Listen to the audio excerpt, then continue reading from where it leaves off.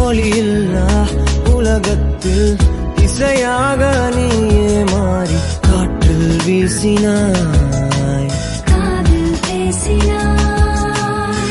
மொழியில்லா மௌனத்தில் விழியாலே வார்த்தை கோர்த்து கண்ணால் பேசினாய், கண்ணால் பேசினாய். 100 ஆண்டு உன்